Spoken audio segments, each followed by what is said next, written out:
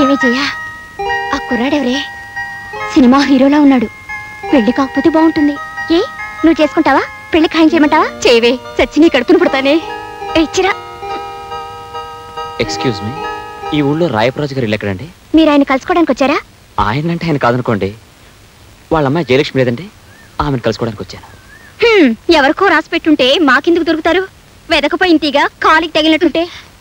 జయలక్ష్మిని కలుసుకోవడానికి వచ్చారా? దాన్ని ఎందుకు కలుసుకోవడం? ఎందుకంటే ఏం చెప్పమంటారండి, ఆ అమ్మాయిని నాకు ఇచ్చి పెళ్లి చేయాలని మా పెద్దవాళ్ళు తంటాలు పడుతున్నారు. కానీ వెధవది.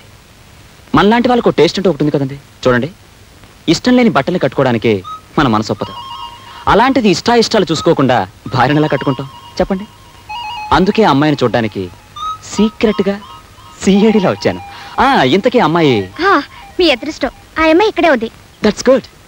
నా పెళ్లి చూపులు కాస్త దేవాలయం ముందు దేవుడి సమక్షంలో జరిగిపోతున్నాయి. నాకు చాలా ఆనందంగా ఉంది.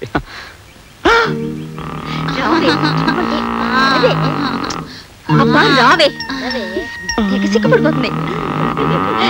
పెళ్లి కొడుకు చూడవే. ఏమండి, ఎవరండి ఆ చిట్టు తల్లి? ఈవిడే రాయప్రాజు గారి కూతురు జయలక్ష్మి. ఏమిటండి అలా కొయ్యబారిపోయారు?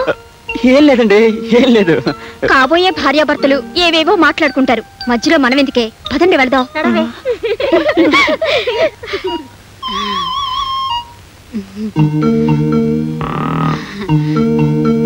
ఏమండి, నన్ను చూడడానికి మీరు వచ్చినందుకు చాలా థ్యాంక్స్.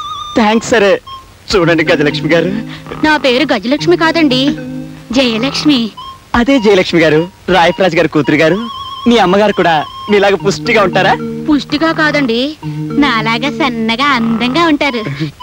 నేను మీకు నచ్చలేదా? ఎందుకు నచ్చలేదండి, బ్రహ్మాండంగా నచ్చారు.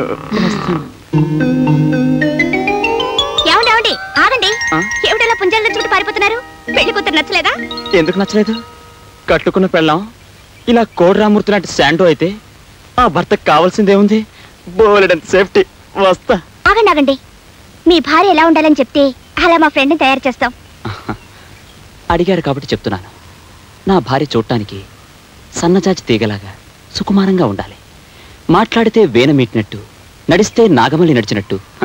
ఒక్క మాటలో చెప్పాలంటే అచ్చం మీలాగే ఉండాలండి. నవ్వుతారేంటండి?